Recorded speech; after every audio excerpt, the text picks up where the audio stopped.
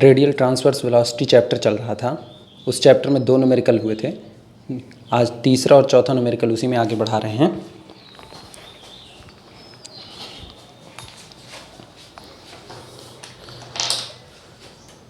Problem note करना। तीसरी problem है, कहा गया है if a rod which always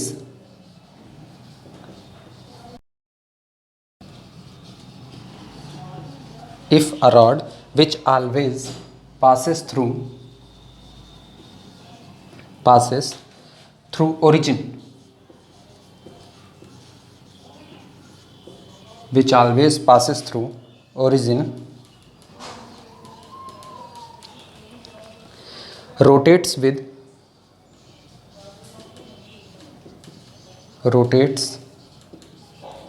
with uniform angular velocity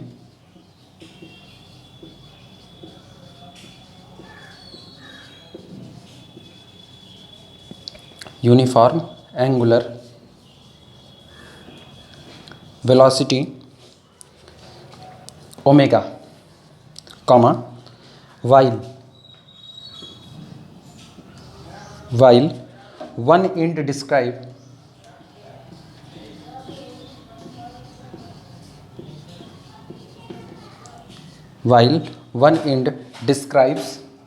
the curve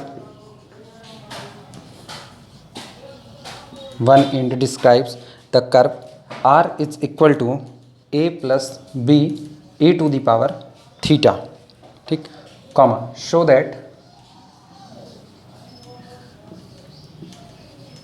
that the radial acceleration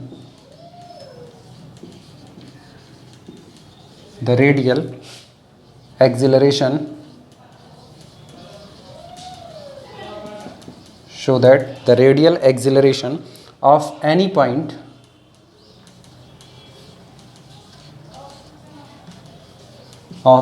point on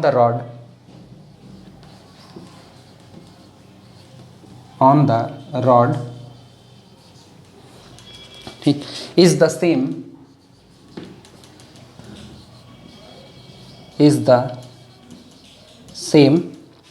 ठीक, at every instant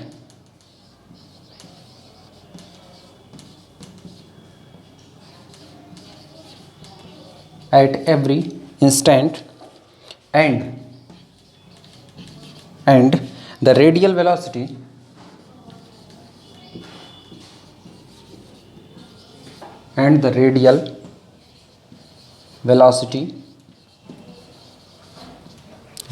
velocity is the same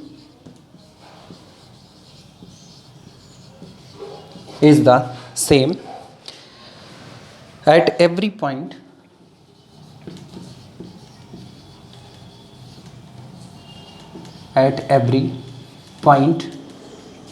ठीक,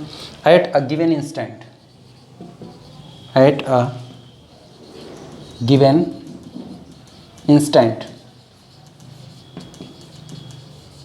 numerical फटाफट note करो, फिर बताते हैं न्यूमेरिकल कह क्या रहा है और हमें इसमें करना क्या है।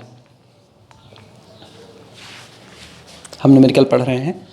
If a rod which always passes through origin, एक कोई रॉड दिया गया है, कहा जा रहा है वो रॉड हमेशा ओरिजिन से होकर के गुजरता है।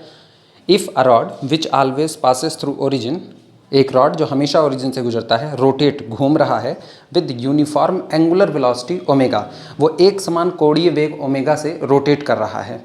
वाइल, जबकि वन एंड डिस्क्राइब, जबकि उसका जो दूसरा सिरा है, ठीक, while one end describe the curve r is equal to a plus b e to the power theta, और जो उसका दूसरा सिरा है वो एक कर्व बनाता है, कर्व है r is equal to a plus b e to the power theta.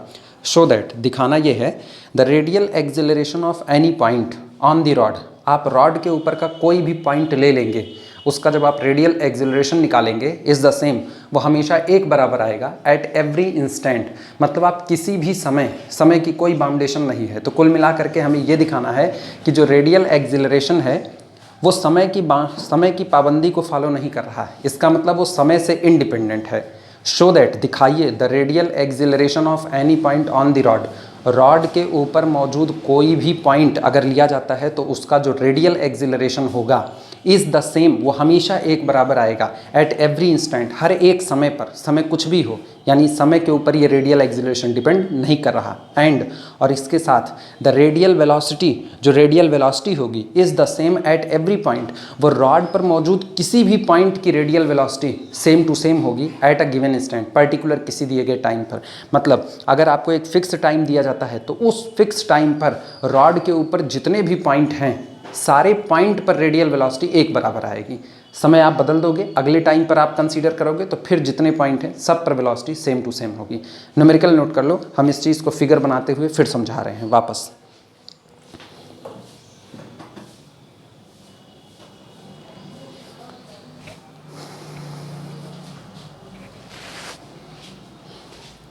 ये मुझे मिटाना पड़ेगा क्योंकि काफ़ी बड़ा न्यूमेरिकल है।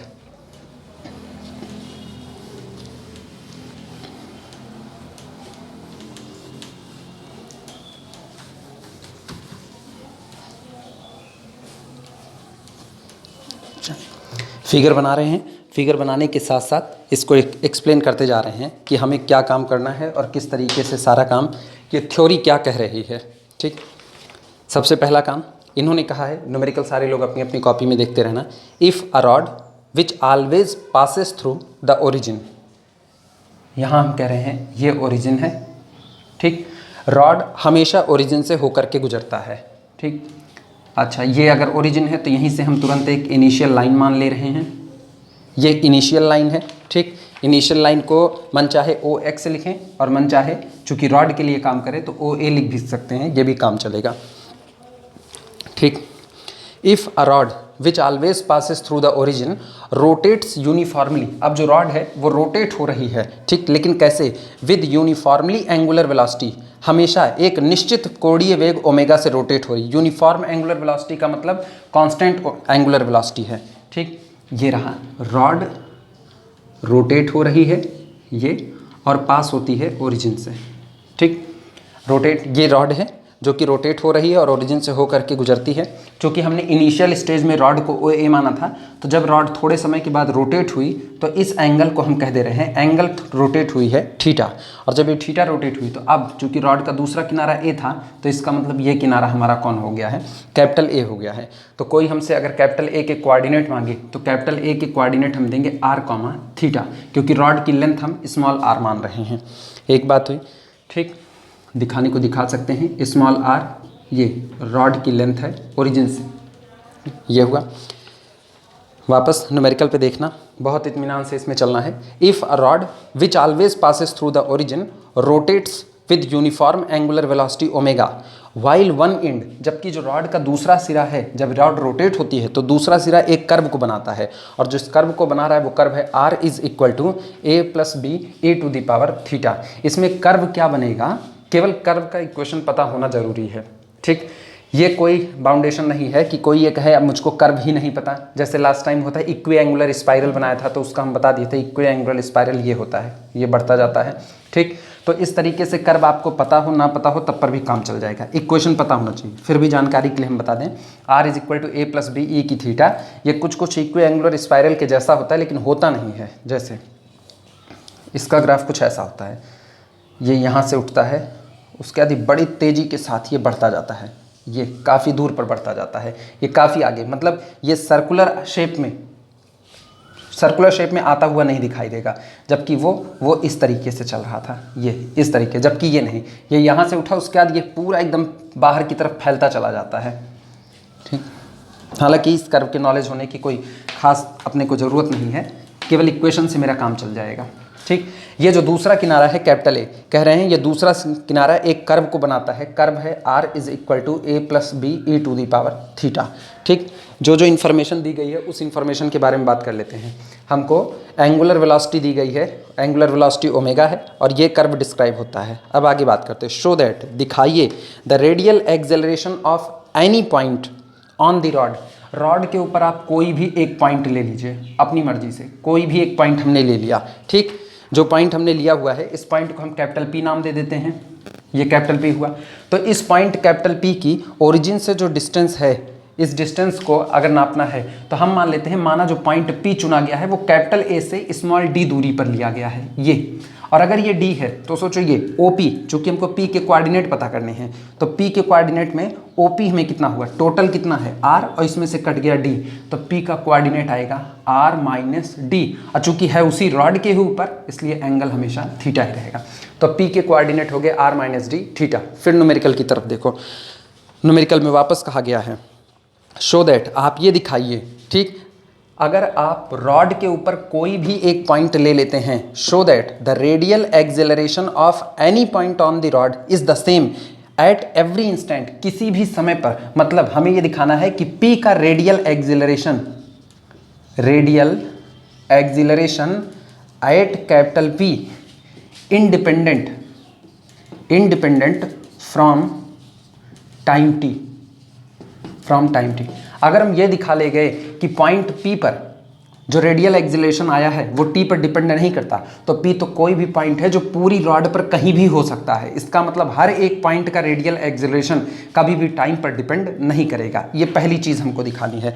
दूसरी बात हमें जो दिखानी है वो है radial velocity is the same at every point of eight a given instant, और इस पूरी रॉड पर अगर आप कोई भी एक पॉइंट लेते हैं तो जब आप उसकी रेडियल वेलोसिटी निकाल रहे हैं, ये रेडियल वेलोसिटी, ठीक, at a particular time t, particular किसी टाइम t पर जब आप रेडियल वेलोसिटी निकाल रहे हैं तो वो पॉइंट पर डिपेंड नहीं कर रही है। इसका मतलब चाहे यहाँ रेडियल वेलोसिटी निकालें टाइम t पर, चाहे यहाँ रेडियल वेलोसिटी निकालें टाइम t पर, चाहे कैपिटल A पर रेडियल वेलोसिटी निकालें टाइम t पर, अगर आपका टाइम t है तो उस दौरान पूरी रॉड के ऊपर आप कहीं भी मौजूद हों, वर्डिंग सुनना, पूरी रॉड पर आप कहीं भी मौजूद हों, मतलब ओरिजिन से आप कितनी भी दूरी पर मौजूद हों, रेडियल वेलोसिटी बदलने वाली नहीं है। तो हमको दिखाना है at time t radial velocity is independent from distance d, ये दूरी पर डिपेंड करने वाली नहीं है। दो बातें अब हमको दिखानी है। पहली बात दिखानी है radial acceleration at p does not depend on the time. दूसरी बात radial velocity at time t does not depend on the distance d। ये दो बातें हमको प्रूफ करनी है। चलें शुरुआत करते हैं। फिगर बना लो सब लोग बगल में।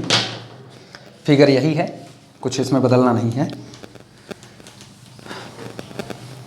न्यूमेरिकल को पढ़ करके न्यूमेरिकल से ही सीखना मेन है। वापस बोल रहे हैं, इन्होंने कहा किसी भी समय पर रेडियल एक्सेलरेशन सबका एक जैसा रहेगा, किसी भी समय पर, मतलब रेडियल एक्सेलरेशन टाइम के ऊपर डिपेंड नहीं कर रहा है। यानी रेडियल एक्सेलरेशन को निकाला जाएगा और दिखाया जाएगा कि रेडियल एक्सेलरेशन हमने निकाला है, जो आ रहा है देखो उसमें कहीं भी t का इन्वॉल्वमेंट नहीं है, क्योंकि कोई चीज़ किसी पर तब डिपेंड करती है जब वहाँ उस चीज़ का इन्वॉल्वमेंट होता है। जैसे इस डायनेमिक्स को पढ़ने के लिए अभी तुम लोग मेरे ऊपर डिपेंड हो, तो इसका मतलब मेरा इन्वॉल्वमेंट है, तो इन्वॉल्वमेंट है इसलिए डिपेंड हो। अगर हम हट जाएं उसके बाद भी डायनेमिक्स का कोर्स चलता रहे तो इसका मतलब तुम लोग डायनेमिक्स को पढ़ने के लिए मेरे ऊपर डिपेंड नहीं हो।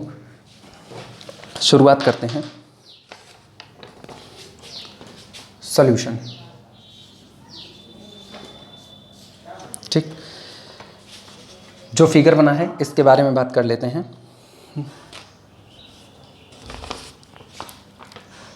लेट, एक काम कर लेते हैं, चूंकि ओ ए रॉड ना माना जाए, रॉड तो कुछ भी हो सकता है, ये तो इनिशियल पोजीशन है रॉड की, तो बी कह देते हैं, ठीक, ए बी कह दिया जाए, ठीक। लेट ए बी बी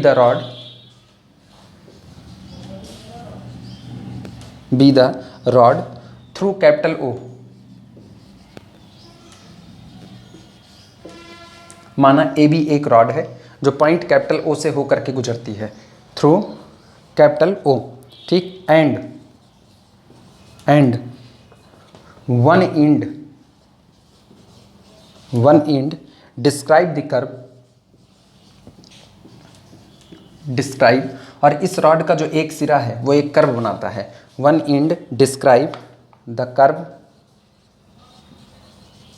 जिस कर्व को बनाता रहे उस कर्व का इक्वेशन लिख दे रहे हैं। Describe the curve R is equal to A plus b e to the power theta, और यही नाम दे दें इक्वेशन नंबर 1, ये थीटा है। R is equal to a plus b e to the power theta. ठीक, इक्वेशन नंबर 1। अब अगला काम होगा, रॉड के ऊपर कोई भी एक पॉइंट इन जनरल पॉइंट मान लेना। तो हम मान लेते हैं पॉइंट है कैपिटल पी, लिखना capital P be any point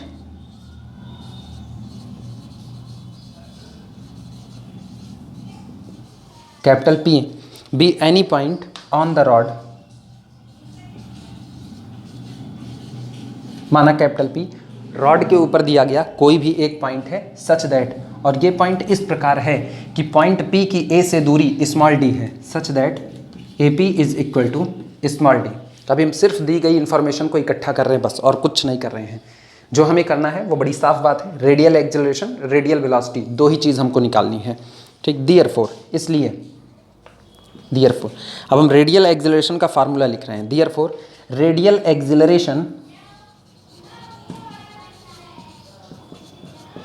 acceleration of capital A will be,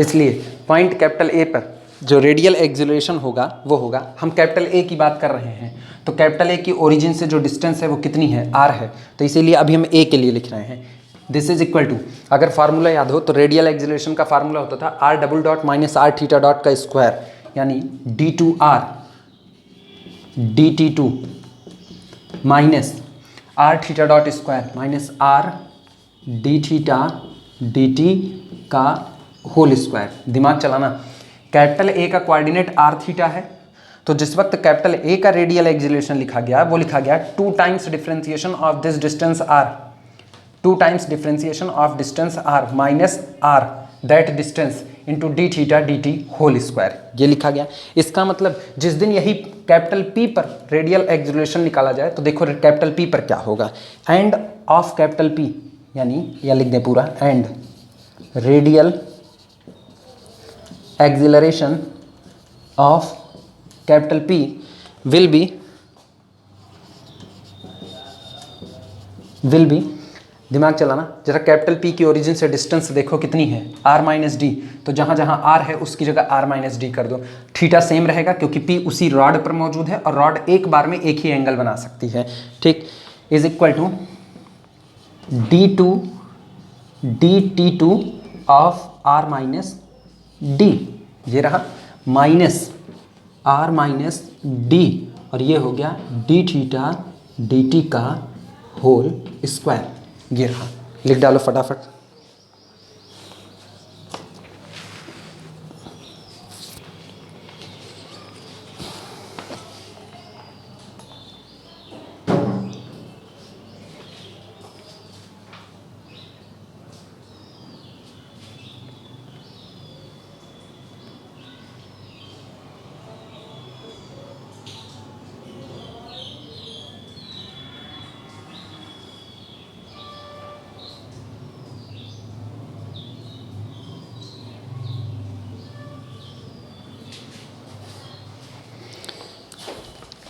शुरुआत करते हैं इसे डिफरेंशिएट करने की।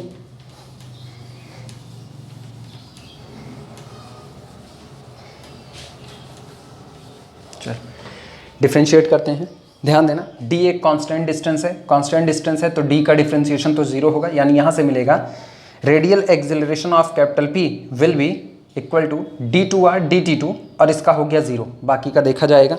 यानी दिस इज इक्वल टू, हम उसी के आगे लिख रहे हैं, this is equal to d2r dt2, ठीक, इसका डिफरेंशिएशन 0 तो माइनस 0, अच्छा माइनस ये r minus d as it is बचा रहेगा, r माइनस डी। अब दिमाग चलाना, डी थीटा डी टी ये एंगुलर वेलोसिटी होती है, और हमको दिया है कि जो रॉड है वो कांस्टेंट यूनिफॉर्म एक बराबर यानी कि कांस्टेंट एंगुलर वेलोसिटी से रोटेट कर रही है। तो जब ये कांस्टेंट एंगुलर वेलोसिटी से रोटेट कर रही है तो एंगुलर वेलोसिटी कौन होगी, ओमेगा, वो हमेशा बरकरार रहेगी, r minus d omega square, ये हो गया। ये बात यहीं कॉर्नर पर लिख देना, रॉड रोटेट्स विद कांस्टेंट या यूनिफॉर्म एंगुलर वेलोसिटी ओमेगा, यानी हमारे पास कुल मिलाकर के बचा जोड़े जमा d2r dt2 minus r minus d omega square, जो आया इसे नाम दे दो इक्वेशन नंबर 2, ये हो गया। अच्छा अभी जहाँ तक हमको पहुँचना था वहाँ तक हम नहीं पहुँचे हैं, क्योंकि हमको कहा गया था एट पी रेडियल एक्सिलरेशन को कैलकुलेट करना। तो एट पी रेडियल एक्सिलरेशन निकाल रहे थे, लेकिन हम यहीं तक पहुँच पाए। अब इसमें इन्वॉल्व हो गया है 2 टाइम्स डिफ्रेंशिएशन ऑफ आर। ये हट जाए तो मेरा काम आसान हो जाएगा। तो चलो इसको हटाने की शुरुआत करते हैं। जो कर्व का इक्वेशन दिया गया है उसके पास लौटते हैं। कर्व का इक्वेशन है r इज इक्वल टू, लिखना मत इसे, r is equal to a plus b e to the power theta. अगर यहाँ से d2r dt2 निकाला जाए तो बिल्कुल निकल सकता है। r का 2 बार डिफ्रेंसिएशन करना है। पहली बार r का डिफ्रेंसिएशन करें, पहली बार करने पर आएगा ये dr dt is equal to a का डिफ्रेंसिएशन, इसका तो 0 हो गया, b कांस्टेंट बाहर आया, e की थीटा का डिफ्रेंसिएशन e की थीटा हुआ, अब थीटा का t के लिए डिफ्रेंसिएशन d थीटा dt हुआ। तो इसका मतलब dr dt हमको मिल चुका है। हम इसी चीज़ को लिखने चल रहे हैं।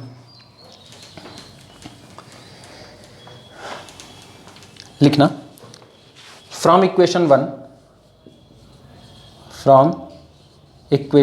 1, याद रखना इक्वेशन 1 है r is equal to a plus b e to the power theta. तो from equation 1 dr dt is equal to b e to the power theta d theta dt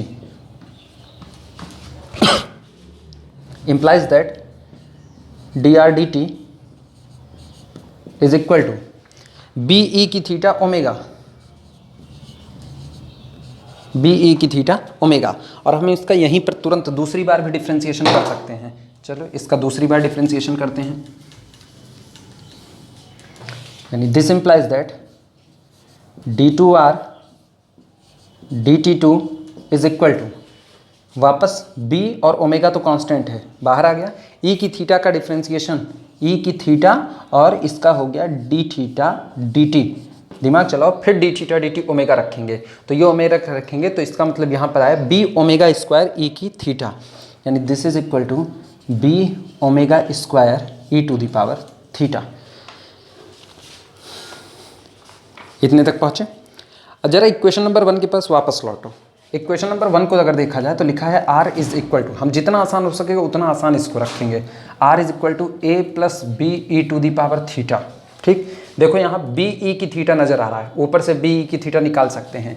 यानी this implies that b e की theta is equal to r minus small ए।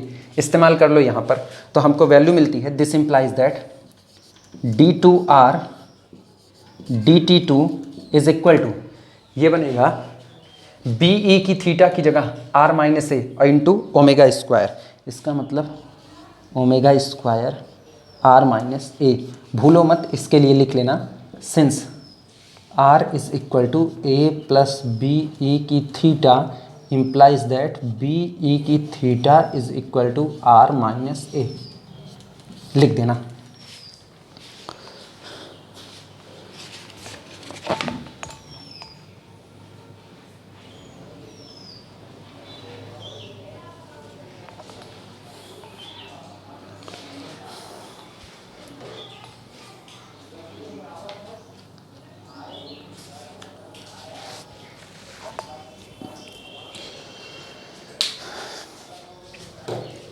आज मौसम की वजह से इस पर थोड़ी सी लाइट कम होगी। लाइट हम ऑन भी नहीं कर रहे हैं, वरना इस पर काफ़ी ज़्यादा चमक आ जाएगी, इसीलिए कोशिश करना। वैसे हमें तो लग रहा है कि जैसे साफ़ सुथरा दिख रहा है, बाकी तुम लोग कहीं पर दिक्कत हो तो फिर सुन करके लिखने की कोशिश करना। इतने तक पहुंच गए। अच्छा, अब मेरा एक काम है, चूँकि हमको d2r dt2 को गायब करना था, तो ये जो इक्वेशन नंबर 2 माने हैं, इक्वेशन नंबर 2, इस इक्वेशन नंबर 2 में यहाँ कहीं पर t नहीं है, d2r dt2 इसकी वैल्यू को उठा करके यहाँ पर सब्सटीट्यूट कर दो। लिखना using this in equation 2।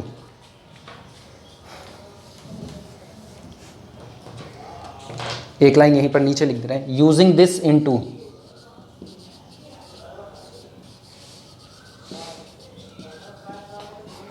Using this in equation 2। चलो इक्वेशन नंबर 2 में रखते हैं। इक्वेशन नंबर 2 में रखेंगे तो इक्वेशन नंबर 2 था radial acceleration at capital P is equal to, यहाँ वैल्यू रख रहे हैं, कितना होगा, omega square r minus a, omega square r minus a, ये हुआ। और बाकी जो था minus r minus d omega square. अगर कोई ध्यान से देख रहा होगा तो गौर करो, जो radial acceleration at point P आया है वो टाइम पर डिपेंड नहीं कर रहा है।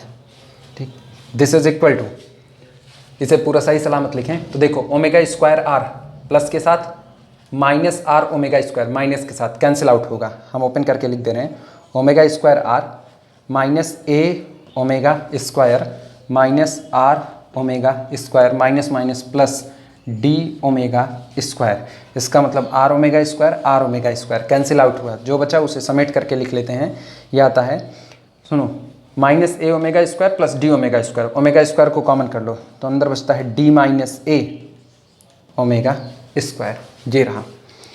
यानी अब अगर इसमें गौर करें तो इसमें कहीं पर भी टाइम का इन्वॉल्वमेंट नहीं है, मतलब पॉइंट कैपिटल पी कहीं पर भी मौजूद हो, पॉइंट कैपिटल पी कहीं पर भी मौजूद हो, रेडियल एक्सिलरेशन टाइम पर डिपेंड करने वाला नहीं है। आप किसी भी टाइम पर रेडियल एक्सिलरेशन कैलकुलेट करेंगे, टाइम कुछ भी दिया हो, आप किसी भी टाइम पर कैपिटल पी पर, पी यहाँ रखिए यहाँ रखिए यहाँ रखिए, किसी भी टाइम पर आप रेडियल एक्सिलरेशन कैलकुलेट करेंगे तो जो डिपेंडेंसी है वो गौर करो केवल किस पर है, डी पर। यानी अगर पॉइंट पी को थोड़ा आगे खिसका दिया जाएगा तो ये रेडियल एक्सिलरेशन बदल जाएगा, पॉइंट कैपिटल पी को थोड़ा पहले ले लिया जाएगा, रेडियल एक्सिलरेशन बदल दिया जाएगा। लेकिन हम कह रहे हैं पॉइंट कैपिटल पी को हमने यहाँ पर फिक्स कर दिया, कितनी दूरी पर, कैपिटल ए से डी दूरी पर हमने इसको फिक्स कर दिया। अब हम इसको चाहे जब चाहे जहाँ घुमा लें, चूंकि इसको फिक्स किया है। अब टाइम टी पर इतना है, 2t पर इतना हो गया, 3t पर यहाँ आ गया, 4t पर यहाँ आ गया। चूंकि टाइम आप बदल ही नहीं रहे हो तो किसी भी टाइम पर इस पर्टिकुलर पॉइंट पर पूरे रोटेशन के दौरान रेडियल एक्सिलरेशन सेम बना रहेगा, वो बदलने वाला नहीं है। लेकिन जैसे आप इसी पॉइंट को खिसका करके और यहाँ पहले और नज़दीक ला देते हो तो अब चूंकि आपने डिस्टेंस बदल दी तो तुरंत ये रेडियल एक्सिलरेशन बदल जाएगा। लेकिन आप इसको फिर यहीं पर फिक्स करो, अगेन फिक्स हो गया। जब अगेन फिक्स हो गया तो उसके बाद आप फिर इसको टाइम टी पर हमने निकाला, एक आया, हमने इसको टाइम 2t के बाद निकाला, चूंकि पॉइंट आज भी वहीं पर है तो ये कुछ ऐसा हो जाएगा, यहाँ आएगा। लेकिन अब पर भी रेडियल एक्सिलरेशन यही आने वाला है। ये 3t पर निकाला तो पॉइंट यहाँ पर मौजूद है, अब पर भी रेडियल एक्सिलरेशन यही आएगा। Means radial acceleration at any point on the rod does not depend on the time, वो टाइम पर डिपेंड नहीं करता है। कैलकुलेट कर लो तो आखिरी लाइन लिखी जाए, यहाँ पर लिखना ब्रैकेट में इंडिपेंडेंट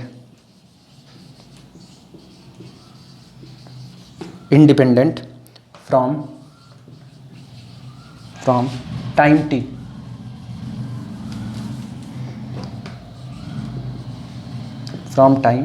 टी ये आया हुआ रेडियल एक्सिलरेशन टाइम के ऊपर डिपेंड नहीं करता है। दिस इम्प्लाइज दैट, इसका मतलब ये हुआ, this implies that radial acceleration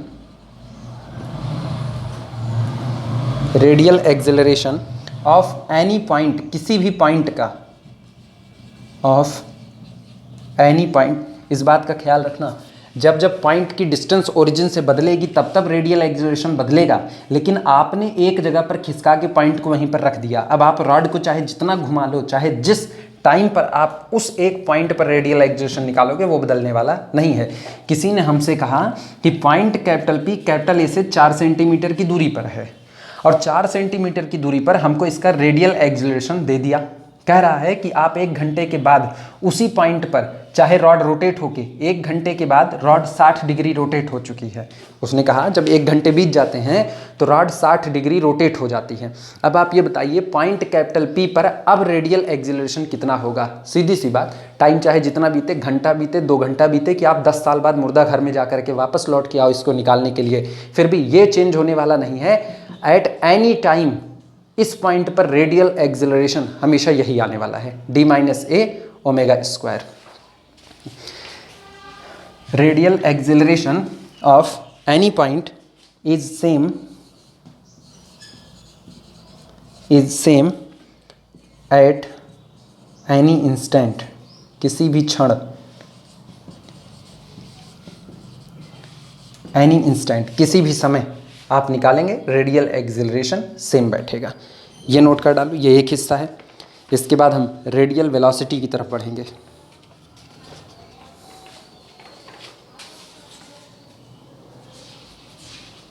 ये हिस्सा बड़ा था, रेडियल वेलोसिटी वाला हिस्सा तो बहुत छोटा है, उसमें दिक्कत नहीं है। उसमें दिखाना है रेडियल वेलोसिटी जो होगी वो किसी भी समय पर आप कैलकुलेट करोगे सेम आएगी।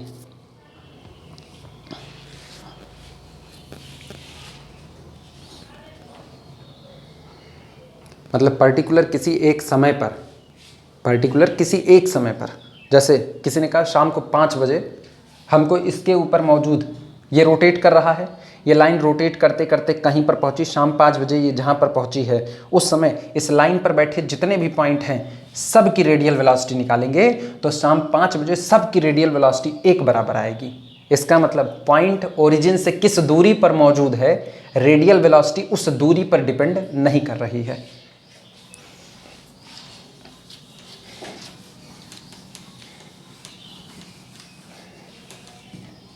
शुरुआत करते हैं।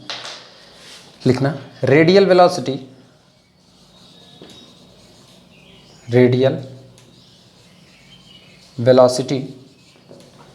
ठीक at capital P is equal to, formula याद ही होगा रेडियल वेलोसिटी, चूंकि हम कैपिटल P पर निकाल रहे हैं, याद हो तो रेडियल वेलोसिटी का फार्मूला होता है केवल dr/dt, r डॉट, ये r पोल से डिस्टेंस होती है ओरिजिन से, चूंकि हम कैपिटल P पर निकाल रहे हैं तो कैपिटल P की पोल कैपिटल O से यानी ओरिजिन O से डिस्टेंस कितनी है, r माइनस डी है, तो हम डिफ्रेंसिएशन करेंगे r माइनस डी का, तो ये होगा d dt of r minus D. ठीक, चले फटाफट डिफ्रेंशिएट किया जाए।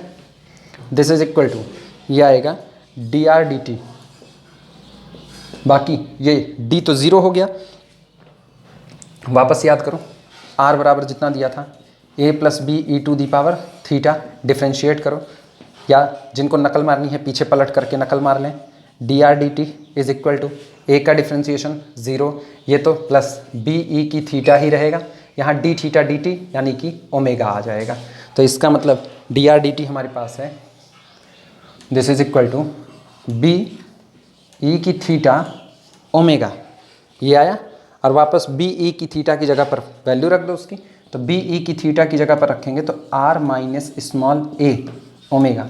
सोचो क्या इसमें d इन्वॉल्व है, कहीं नहीं, और d क्या था, d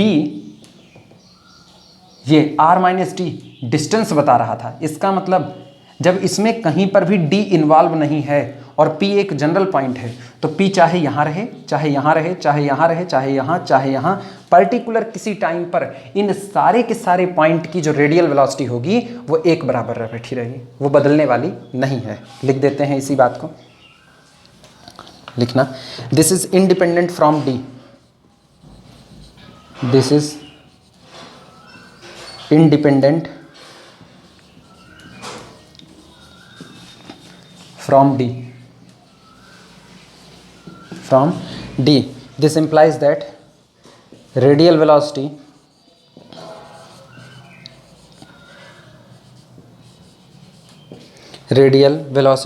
is same at any instant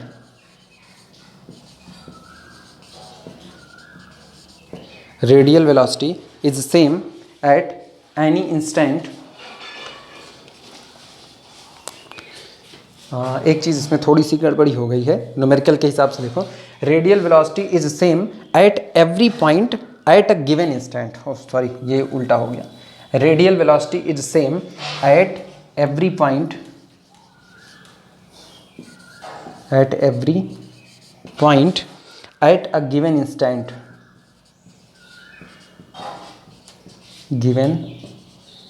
instant, particular किसी दिए गए समय पर, ठीक, रेडियल वेलोसिटी एक बराबर बैठेगी एट एवरी पॉइंट, हर एक पॉइंट पर रेडियल वेलोसिटी सेम आएगी पर्टिकुलर किसी दिए गए टाइम पर।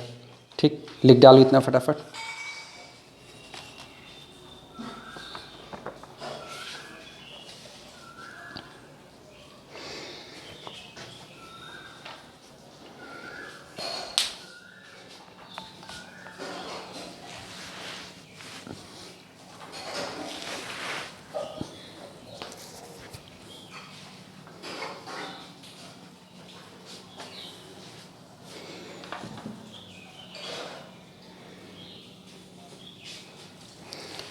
अगला न्यूमेरिकल लेते हैं।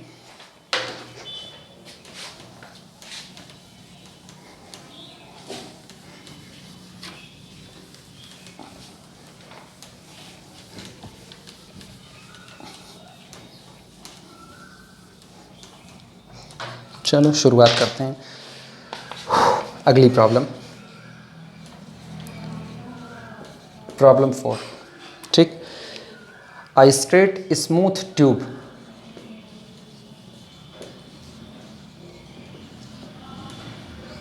a straight smooth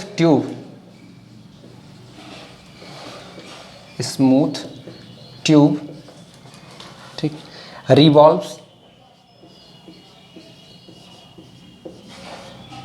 a straight smooth tube revolves with angular velocity omega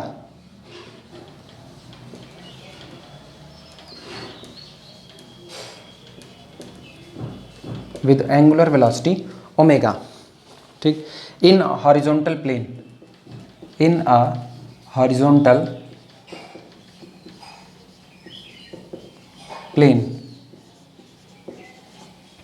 a horizontal plane about one extremity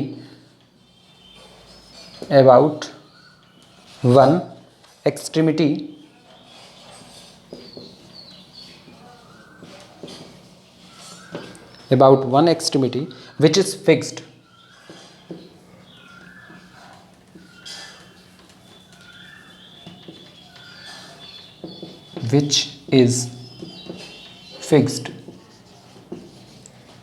fixed ठीक comma if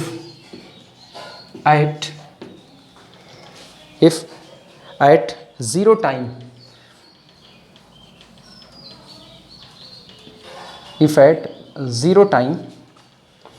a particle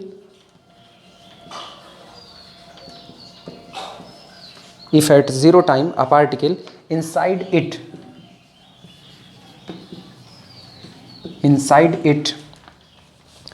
be at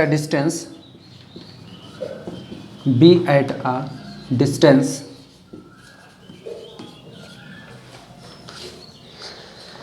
small a from a fixed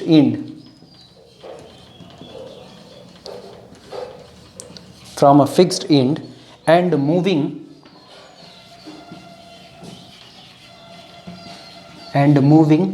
with velocity capital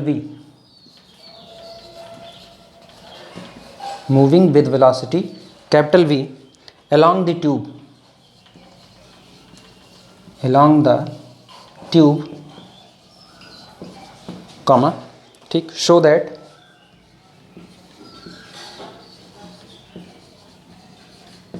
that its distance at time t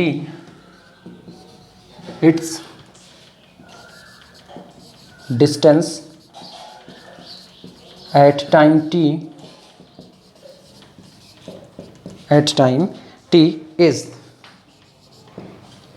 a cos hyperbolic omega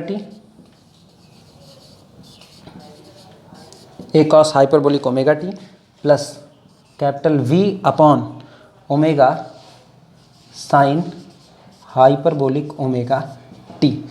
numerical note करो, बताते हैं numerical है क्या, कहना क्या, ये कहना क्या चाहते हैं और हमें करना क्या है।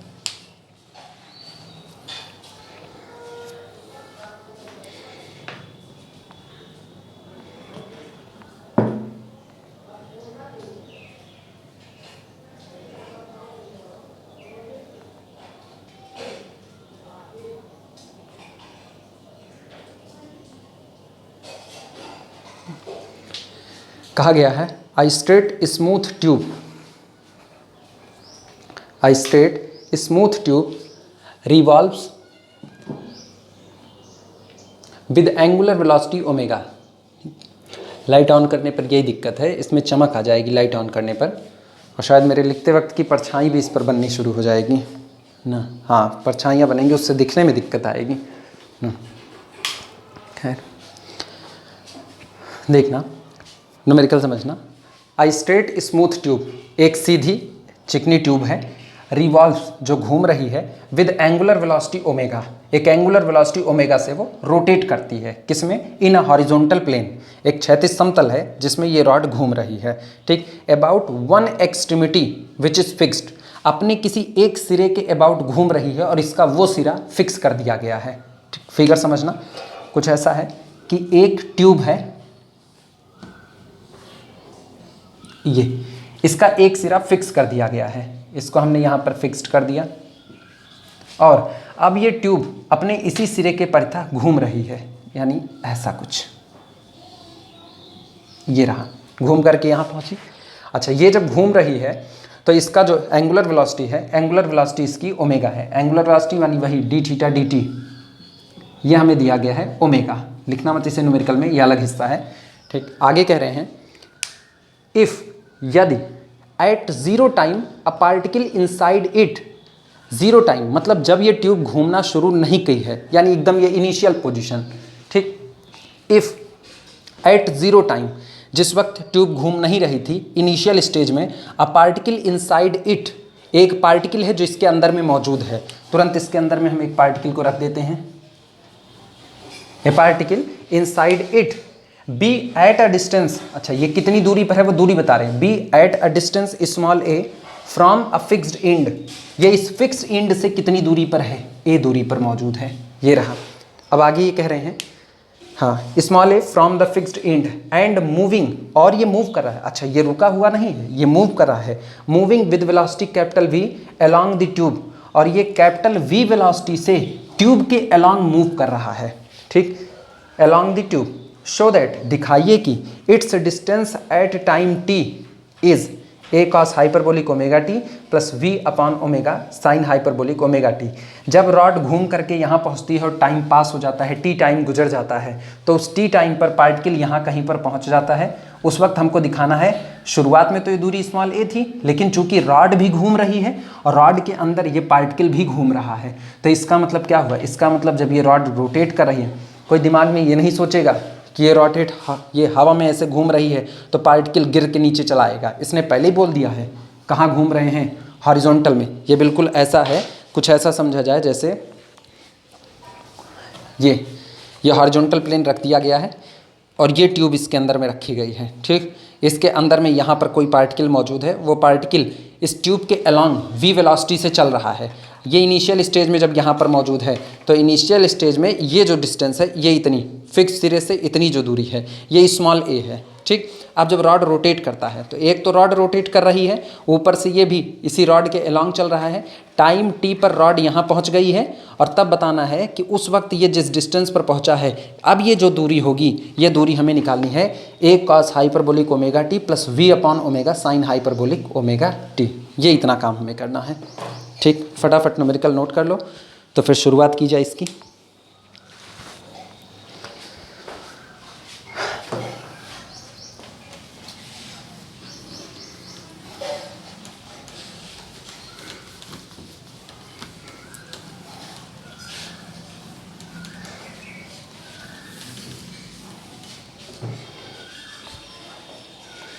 चलो लगाने की शुरुआत करते हैं। सबसे पहले फिगर बना लेना, फिगर वही सिंपल सा है, ये ट्यूब है, ठीक।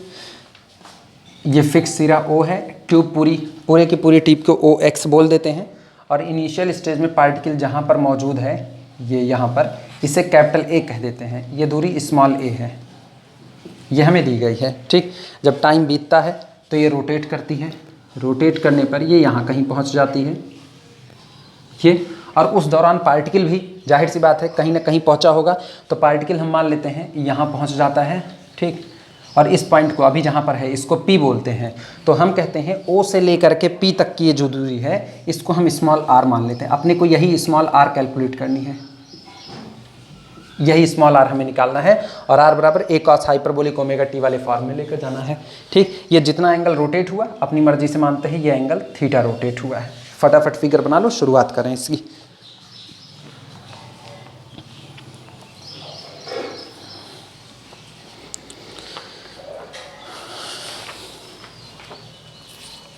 चलो लिखते हैं फटाफट सॉल्यूशन। इनिशियल पोजीशन, इनिशियल या इनिशियली कर देना, initially position of tube, position of tube OX, जब इनिशियल कंडीशन है मतलब समय t बराबर 0 पर ट्यूब की पोजीशन है OX, ठीक। And position of particle,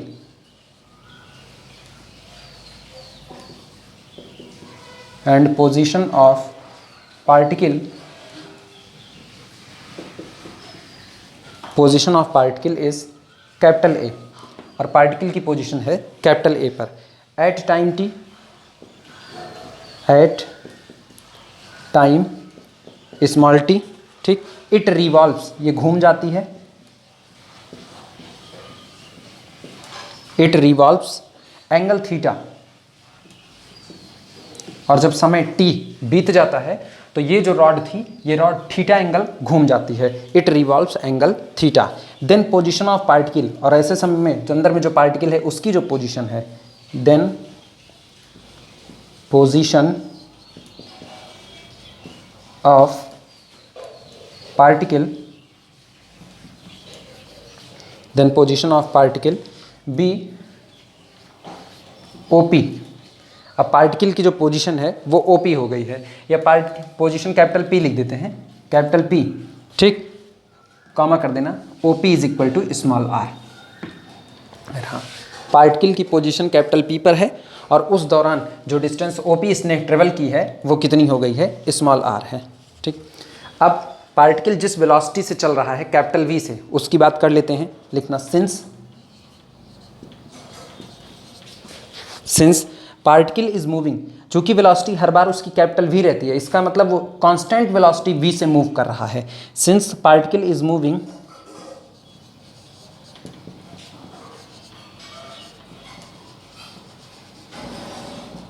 since particle is moving with constant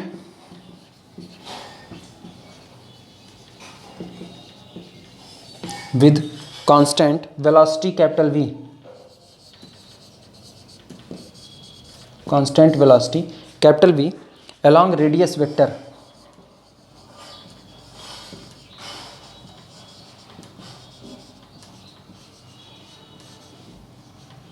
along radius vector, ठीक। दिस इम्प्लाइज दैट, इसका मतलब ये हुआ कि रेडियल एक्सेलरेशन कैलकुलेट करते हैं, अच्छा रेडियल एक्सेलरेशन हमें कैलकुलेट करने की जरूरत भी नहीं पड़ेगी, रीजन सुनना, चूंकि कांस्टेंट वेलोसिटी है और एक्सेलरेशन क्या होता है, वेलोसिटी में होने वाले परिवर्तन की दर जो होती है वो तो हमारे लिए एक्सेलरेशन का काम करती है। जब वेलोसिटी में कोई चेंजिंग होगी ही नहीं, वेलोसिटी थ्रू आउट कॉन्स्टेंट बनी हुई है, तो इसका मतलब रेडियल एक्सेलरेशन इसके लिए कितना होगा, 0 होगा। लिखना this implies that radial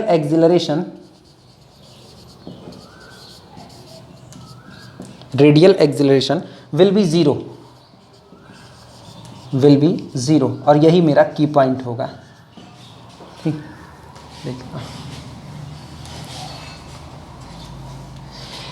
radial acceleration के 0 होते ही हमको ये बात मिल गई कि this implies that d2r d2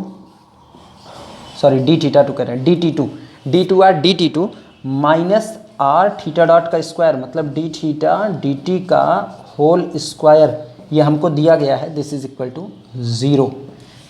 दिया इन्होंने था सिर्फ और सिर्फ कांस्टेंट वेलोसिटी, और हमने उससे पता कर लिया कि वेलोसिटी कांस्टेंट है, तो इसका मतलब रेडियल एक्सेलरेशन 0 होगा।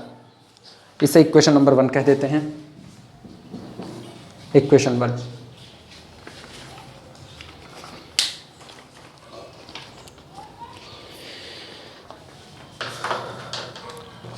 इसका मतलब इसको लिखा जा सकता है, दिस इंप्लाइज दैट, इसका मतलब हुआ कि d2r dt2 minus r d theta dt omega minus r omega square is equal to 0।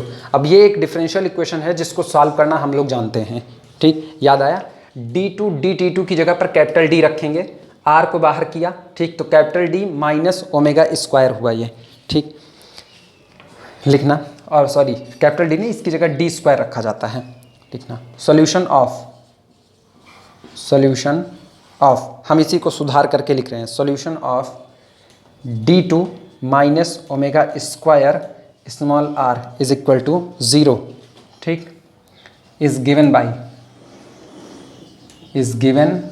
By हम थोड़ा सा इसको डायरेक्ट कर दिए हैं, संभाल लेना इस बात को। d2r dt2 हम r को पूरे में से बाहर किए, तो जो ये सेकेंड डेरिवेटिव था d2 dt2 इसकी जगह पर ऑपरेटर कैपिटल D रखा, तो d2 और माइनस ओमेगा स्क्वायर और r बाहर पड़ा ही इज इक्वल टू 0। यहाँ से ऑक्सिलरी इक्वेशन बनेगा m square minus omega square is equal to 0, लिख देना।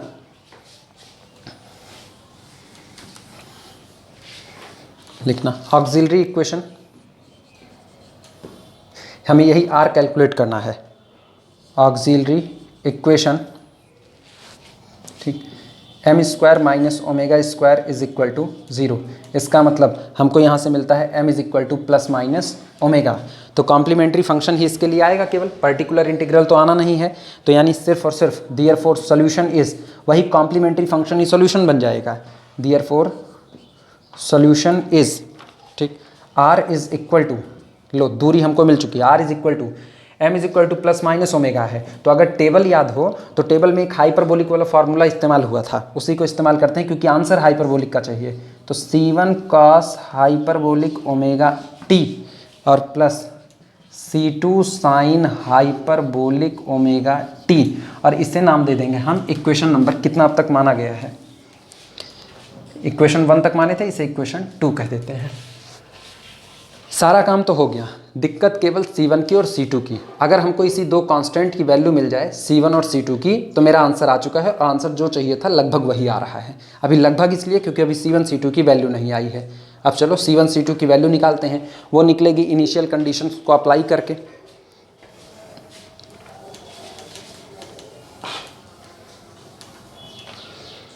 लिखना इनिशियली, एकदम शुरुआती अवस्था में, यही फिगर अब देखना।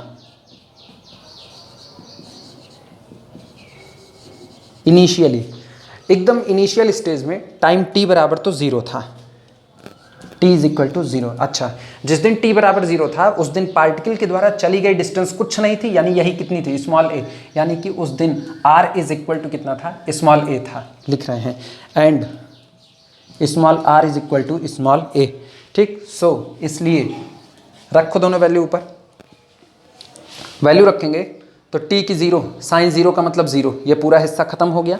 यहाँ आते हैं cos 0 that is equal to 1, तो c1 is equal to small r, लेकिन r बराबर कितना है a, तो c1 बराबर तो a आ गया मेरे पास, तो लिख दे रहे हैं। So a is equal to c1 cos 0, ठीक, इम्प्लाइज दैट c1 बराबर a, पहली वैल्यू तो मिल चुकी है, ठीक, ये हो गया। अब इक्वेशन नंबर 2 की तरफ लौटते हैं, ठीक, क्योंकि अभी C2 की वैल्यू नहीं पता है और इनिशियल कंडीशन मेरे पास एक ही थी t बराबर 0 की, तो अब हमको C2 की वैल्यू निकालनी है। एक काम तो आसान हो चुका है, इसकी वैल्यू पता हो चुकी है, तो जब इसकी वैल्यू चाहिए तो इसकी वैल्यू के लिए बस एक रास्ता और है, फिर इनिशियल कंडीशन लगा सकें इसके लिए इसको डिफ्रेंशिएट कर दिया जाए। डिफ्रेंशिएट करेंगे तो अब ये r नहीं, अब ये dr dt हो चुका है, ठीक, और हमारे पास dr dt की वैल्यू मौजूद है। लिखना इसे फ्रॉम इक्वेशन 2, फ्रॉम इक्वेशन 2, ठीक, डिफ्रेंशिएट करते हैं इसको, dr dt is equal to, शुरुआत करते हैं कॉस हाइपरबोलिक, चूंकि हाइपरबोलिक इसलिए नेगेटिव साइन नहीं आएगा, ये सीधे होगा c1 sign hyperbolic omega T, और फिर ओमेगा टी में टी के लिए डिफ्रेंशिएशन में केवल छूटेगा ओमेगा, तो ये हुआ c1 sign hyperbolic omega T into omega, ये छूटा।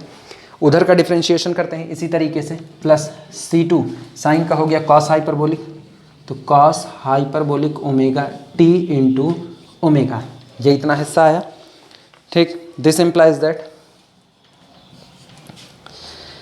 dr बाई dt, अगर याद हो तो dr by dt radial velocity होता है, ठीक, रेडियल वेलोसिटी यानी रेडियस वेक्टर के अलोंग ली गई वेलोसिटी। हमें तो कहा ही गया है कि पार्टिकल मेरा ट्यूब के अलोंग, ट्यूब का मतलब रेडियस के along constant velocity capital V से ट्रेवल करता है। ठीक, तो इसका मतलब इसकी वैल्यू कितनी रखी जा सकती है?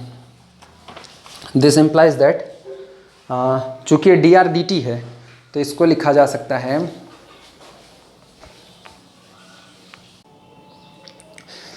इसकी जगह पर यही वैल्यू उठा करके हम लोग रखते हैं डी आर डी टी की। तो this implies that capital V is equal to, ठीक, एक चीज़ इसमें थोड़ा सा करेक्शन अगर करना चाहें, हालांकि मेरे ख्याल से शायद कहीं हम लोगों को ज़रूरत नहीं पड़ेगी करेक्शन की। न्यूमेरिकल हम एक बार चेक कर लें। ये कह रहे हैं न्यूमेरिकल में capital V along the tube if at zero time, हाँ थोड़ी सी गड़बड़ी होगी इसमें, कह रहे हैं if at zero time a particle inside it be at a distance small a from the fixed and and moving with velocity capital V, यानी जो कैपिटल V है वो हम टाइम t बराबर 0 पर रखेंगे। तो इसीलिए अभी हम थोड़ा सा इसको रोक रहे हैं। हाँ अभी मत रखना, अभी मत, अब इनिशियल कंडीशन अप्लाई कर दे रहे हैं। लिखना इनिशियली अभी रख देना, इस पे गलत होगा क्योंकि उसमें साफ साफ लिखा है एट टाइम t बराबर 0 पर ये मूव कर रहा है उस वेलोसिटी से। तो इनिशियली t बराबर 0 एंड और उस दौरान dr dt बराबर दिया गया है कैपिटल V। ये रहा इनिशियल स्टेज पर टाइम t बराबर 0 और dr dt बराबर कैपिटल V है। अब रख दो वैल्यू, देखो कितना आता है। यहाँ तो हो गया capital V is equal to, इधर का हाल देखते हैं, टाइम t बराबर 0 है तो इसका मतलब ये पूरा टुकड़ा साइन की वजह से 0 हो गया। ठीक, C2 बरकरार रहेगा, कॉस हाइपरबोलिक ओमेगा t बराबर 0 तो ये तो हो गया 1 और साथ में कितना ओमेगा, वैल्यू मिल चुकी है। यानी this implies that C2 is equal to V upon omega. बस इनका इस्तेमाल कर लेना है using value of C1 and C2। ध्यान रखना C1 बराबर A मिला है, C2 बराबर V अपॉन ओमेगा मिला है और ये इक्वेशन नंबर 2 सामने मौजूद है। इस पर निगाह एक बार डालो सब लोग। ये इस पूरे हिस्से में अगर देखा जाए तो C1 की जगह कितना आएगा, स्मॉल a, और C2 की जगह V अपॉन ओमेगा। मेरा आंसर तैयार हो चुका है। ये डिस्टेंस r निकल आई है कि टाइम t बीतने पर ये किस डिस्टेंस पर मौजूद होगा, वो होगी a cos hyperbolic omega t plus V upon omega sine hyperbolic omega t। लिख देते हैं using C1 is equal to a and C2 is equal to V upon omega in equation 2। In equation 2 देखते हैं तो ये मिला r is equal to a cos hyperbolic omega t plus V upon omega sine hyperbolic omega t which is the required distance. लिखते हैं ना, विच is the required distance. वो जल्दबाजी में यहीं पर एक जगह पर रख देता, अभी गलत हो जाता, V अपॉन ओमेगा, सॉरी ये ओमेगा कॉमन करके V अपॉन ओमेगा बन जाता, फिर हम लोग दिमाग ना चलता, फिर केवल t बराबर 0 ही रख पाते। ये गलत हो जाता है, यहाँ से ध्यान रखना उस बात का।